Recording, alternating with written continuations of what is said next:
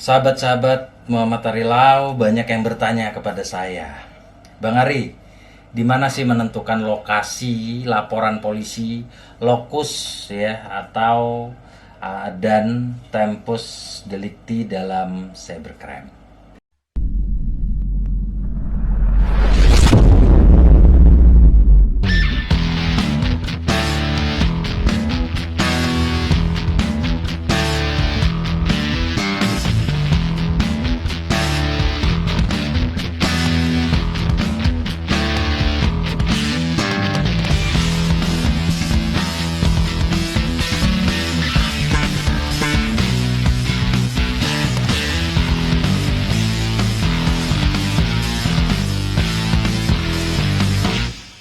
Di dalam era digital saat ini, perkembangan teknologi pada zaman sekarang begitu pesatnya. Semua hal dapat dilakukan dengan cepat dan praktis menggunakan internet.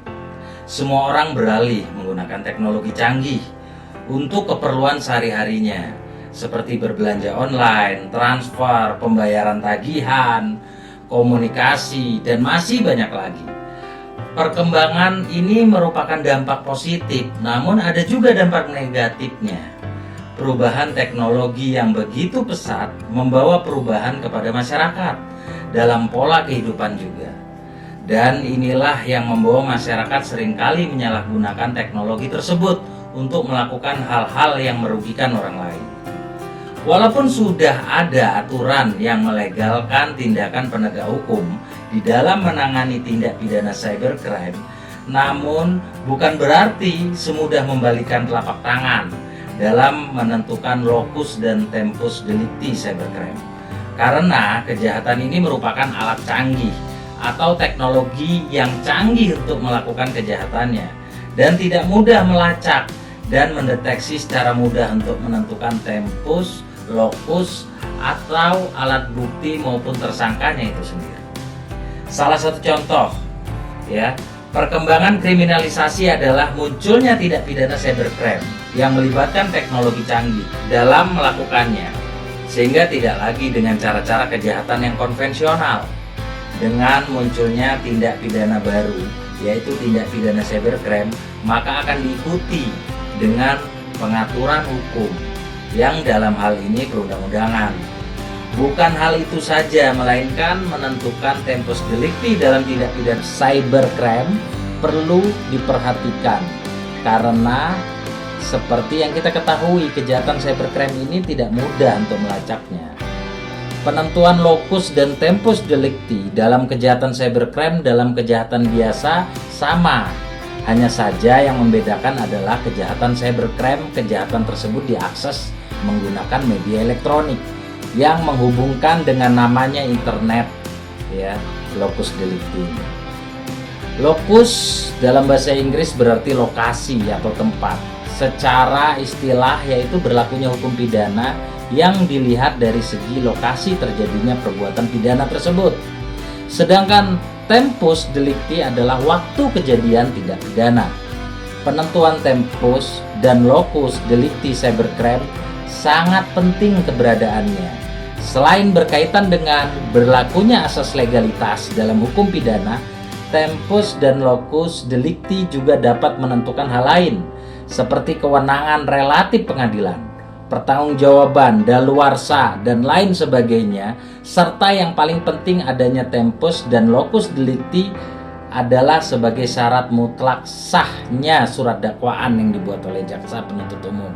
Jadi, jika kedua hal tersebut tidak dapat ditentukan atau tidak ada, maka surat dakwaan tersebut dapat dibatalkan demi hukum.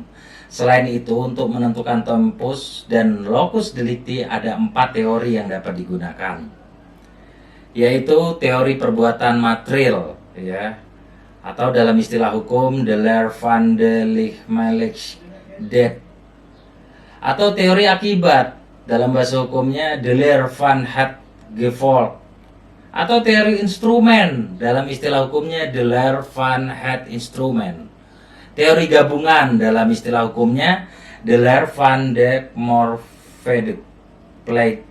Jadi dalam menentukan di mana dan kapan suatu tindak pidana cybercrime tersebut terjadi, penegak hukum menentukan keempat teori tersebut, tetapi lebih banyak menggunakan teori perbuatan material dan teori akibat.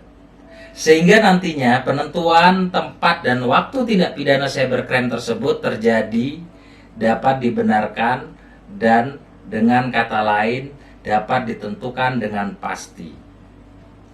Pengaturan pengadilan negeri mana yang berhak untuk mengadili cybercrime maupun kejahatan konvensional adalah sama, yakni diatur dalam pasal 84 Undang-Undang Nomor 8 Tahun 1981 tentang KUHP, yang intinya berisi pengadilan negeri berwenang mengadili segala perkara mengenai tindak pidana yang dilakukan dalam daerah hukumnya, dan pengadilan negeri yang dalam daerah hukumnya terdakwa bertempat tinggal di tempat ia ditemukan dan ditahan, dan sebagian besar tempat kediaman saksi-saksi.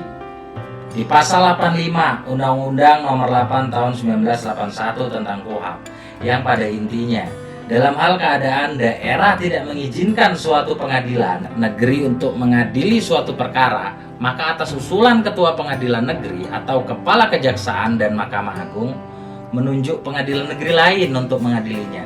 Pasal 86 Undang-Undang Nomor 8 Tahun 1981 tentang KUHP, yang intinya apabila seseorang melakukan tindak pidana di luar negeri yang dapat diadili menurut hukum Republik Indonesia, maka pengadilan negeri Jakarta Pusat yang berwenang mengadilinya. Dalam pengaturan kewenangan pengadilan itu sendiri sudah diatur dalam pasal 84 hingga 86 KUHP, Kitab Undang-Undang Hukum Acara Pidana. Di pasal tersebut sudah diatur secara jelas pengaturan kewenangan pengadilan terhadap tindak pidana. Dari hasil penelitian, penentuan tempus dan locus delikti kejahatan cybercrime yang dilakukan oleh kejaksaan hanya berpatokan pada teori pertama, yaitu teori perbuatan materialnya, tempat di mana pelaku melakukan kejahatan. Begitu juga dalam penentuan kewenangan pengadilan yang ditentukan oleh penuntut umum yang didasarkan pada ketentuan-ketentuan tertentu yang telah sesuai dengan pasal 84 hingga 86 KUHP, Kitab Undang-Undang Hukum Pidana.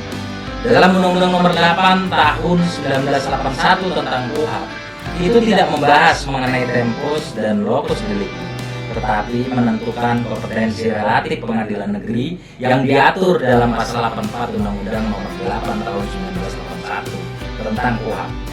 Pengadilan negeri berwenang mengadili perkara pidana yang dilakukan di daerah hukumnya, forum delik konis, sehingga ketua pengadilan negeri dapat menetapkan pengadilan negeri mana yang berwenang mengadili, menunjuk hakim yang mengadili kasus tersebut dan menetapkan hari sidang. Pengadilan negeri berwenang mengadili dengan surat penetapan penyerahan surat pelimpahan perkara ke pengadilan negeri lain yang dianggap berwenang mengadili, dan berkas dikembalikan kepada penuntut umum. Penentuan locus dan tempus delicti di Indonesia dalam kasus cybercrime sama saja dengan penentuan kasus biasa. Namun yang membedakan atau membuatnya khusus adalah dari jenis kejahatannya yang merupakan kejahatan cybercrime. Semoga uraian saya ini dapat bermanfaat. Jangan lupa subscribe channel ini dan ikuti terus edukasi hukum selanjutnya dari saya, Muhammad Arilaw. Assalamualaikum warahmatullahi wabarakatuh.